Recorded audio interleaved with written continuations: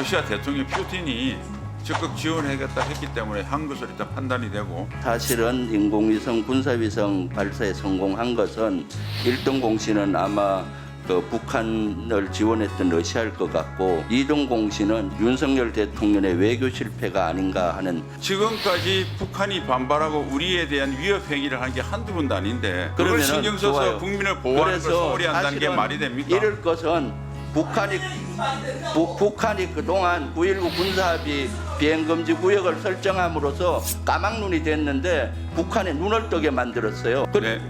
예, 저 다음 진행하겠습니다. 못하는 거 아니에요? 보통 때는 답변기에 달라고 하면서 하시면서 지금은 에 지금 접촉을 하고 있고요.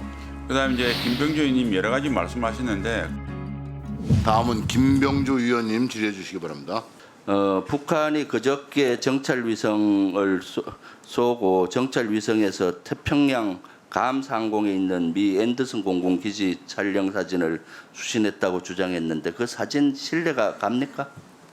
예, 아직 사진을 공개하지는 않고 네. 찍었다고 말만 한 것으로 네.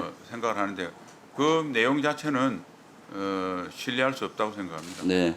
그 북한에서 위성 발사 관련해서 러시아가 기술을 제공했을 가능성이 있다고 장관님이 말씀하셨잖아요.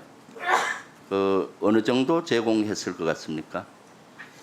그러니까 일단은 오늘 뭐 러시아 외교부에서는 한 적이 없다고 또 이런 성명을 냈더라고요. 그런데 러시아 대통령 푸틴이 적극 지원하겠다 했기 때문에 한 것으로 일단 판단이 되고, 어느 정도 수준이라고 단정적으로 지금 이야기하기 어렵고, 그 기술이 하나는 로켓 기술이고 두 번째는 이제 정찰 위성에 관련된 기술일 거로 생각하는데, 로켓 기술은 이미 좀 성과를 낸 것으로 저희들이 평가를 하고 있고, 그러나 정찰 기술을 얼마나 줬는지 또 줬다 하더라도 성과가 있는지는 좀 더 시간을 두고 평가가 필요하겠습니다.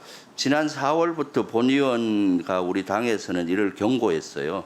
우크라이나에 탄약 지원한다고 할 때 러시아가 군사지 기술을 북한에 지원하면 어떡할 거냐, 한국 국민 엄포를 놨었고, 그래서 이번에 사실은 인공위성 군사위성 발사에 성공한 것은 1등 공신은 아마 그 북한을 지원했던 러시아일 것 같고 2등 공신은 이런 여건을 러시아와 북한의 밀착 관계를 했던 윤석열 대통령의 외교 실패가 아닌가 하는 생각이 드는데 장관님 어떻게 생각하세요? 그 평가는 뭐 전혀 동의할 수가 없습니다. 물론 뭐 동의는 못하겠지만은 실제 국제적인 여건은 그렇게 돌아간 거예요. 사실은 이것을 자초해서 본 의원도 그때부터 러시아가 북한에 군사 기술을 준다든가 드론 같은데 폭격 드론을 주면은 우리에게 북한을 군사력을 강화하기 때문에 엄청난 위협이 될 것이다. 이런 것들을 경계를 했는데 현실이 되고 있어요. 9.19 군사합의 1조 사망 효력 정지했는데 북한은 파기하겠다고 나왔고, 그럼 이제 실질적으로 파기됐다고 봐야 되네요. 문서적 행위로 파기 여부와 관계없이 잘 아시다시피 지난 5년 동안 북한은 계속 아니 그러니까 위배해왔기 실질적으로 때문에, 파기됐다고 보십니까? 네, 뭐 실질 위반도 해왔고, 그러면은 북한이 선언을 했기 때문에 그 의미에 대해서는 좀 분석을 해서 살펴보겠습니다. 그러면 이거를 효력 정지할 때 모든 것은 실익이 있어요. 이득점도 있고 잃을 것도 있고, 실익은 얻을 거에 대해서는 우리 여러 가지 감시 제한을 풀어서 군사력이 강화됐다라고 하는데 잃을 거는 뭡니까? 이걸 효력 정지함으로써 저는 잃을 거는 따질 필요도 없다고 생각합니다. 국민의 생명과 잃을 재산을 거는 있어요, 없어요?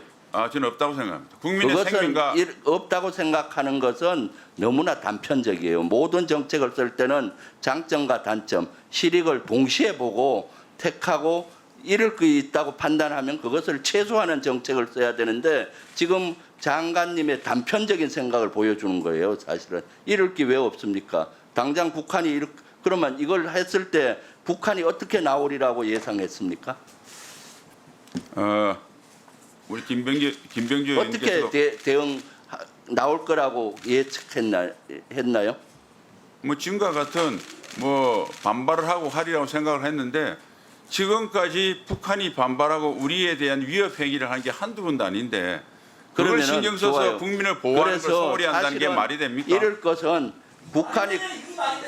북한이 그동안 9.19 군사합의 비행금지 구역을 설정함으로써 까막눈이 됐는데 북한에 눈을 뜨게 만들었어요. 그래서 앞으로 그 접촉 지역에서의 북한 무인기 드론의 활동이 아주 활발할 것이고 주기적으로 드론 공격이 시작될 거예요. 실제 무인기 대비가 아직 잘 안 되어 있지 않습니까? 전방에. 그런데도 이렇게 가고 서해안에서는 NLL에서의 충돌이 일상화되겠죠. 그리고 지금 긴장도가 점점 더 올라가고 그럼 긴장도가 올라가고 한반도가 하게 되면은 경제에 바로 여파가 가잖아요. 왜 이런 거를 이렇게 단편적으로 하는지 도저히 이해가 가지 않아요, 사실은. 그럼 이런 것들은 제가 봤을 때는 국제적인 여건을 만들어야 되는데 인공위성을 발사한 규탄하고 국제적인 제재를 해야 되는데 러시아와 중국이 반대하기 때문에 이걸 못하잖아요. 그러니까 이걸 못하니까 지금 이거와 별 관계없는 9.19 군사합의 효력정지로 한 거죠. 장관님은 야인 시절이나 국회의원 때 9.19 군사합의 파기 지속 주장해왔죠. 그렇습니다. 이것은 그 당시 장관님이 문재인 정부 지우기의 일환으로 무조건 문재인 정부가 하는 걸 반대했어요. 이러한 군사 합의조차도 안보를 정쟁화해서 또 많은 비판론자들은 비판하는 거는 총선에 이렇게 그 긴장도를 높여서 총선으로 갖고 가기 위한 비판도 있어요. 이제 실제 장관님 그렇게 9.19 군사합의 효력정지하니까 북한이 파기하고 북한은 사실은 파기를 원했어요. 이걸말로 우리 국익에 지대한 영향을 미치는 겁니다. 왜 단편적인 것만 보고 이렇게 하는지 이해가 도저히 안 가요? 네. 예, 저 다음 진행하겠습니다. 이란에 대한 이거는 지금 유엔 차원에서 조치는 어떻게 하고 있습니까? 예, 기동민 의원 질의해 주시기 바랍니다. 답변 안 하시고. 아니 바로 넘어가 버리셔가지고 사실 이런 거는 유엔 제재를 위해서 하는 건 어떻게 하고 있나요? 답변 네. 합니까? 아니 안 위원장께서 답변할 기회를 안 주셔가지고 제가 왜냐하면 시간 외에 질의하셨기 때문에 안 하셔도 돼요. 기동민 의원 질의해 주십시오. 안 하고 있으니까 안 하는 거 아니에요? 못 하는 거 아니에요? 보통 때는 답변기에 달라고 하면서 하시면서 지금은 국제적인 이런 여건도 안 만들고 있으니 외교 참사와 안보 참사를 이어가는 것이죠. 네, 간단히 뭐 답변을 드려도 되겠습니까? 네네. 유엔에서 어떤 할 것이냐는 것은 지금 외교부에서 정부의 방침과 함께 지금 접촉을 하고 있고요. 그다음에 이제 김병조 의원님 여러 가지 말씀하셨는데 그건 일방적인 주장이고 김병조 의원의 주장이시고요. 저는 그렇게 생각합니다. 국민의 생명과 재산을 보호하는 데 도움이 되느냐 도움이 되지 않느냐가 제일 중요하지 나머지가 뭐 그렇게 중요하겠습니까? 그리고 비행금지구역 효력정지는 뭐 예컨대 비유하면 1조 원의 이익이 있다면 그로 초래되는 건 1원입니다. 1조 원의 이익이 있는데 이런 손실을 염두에 둘 만큼 세상은 한가지 않기 때문에 저는 비행금지구역 효력정지는 매우 타당한 일이라고 생각합니다. 이상입니다.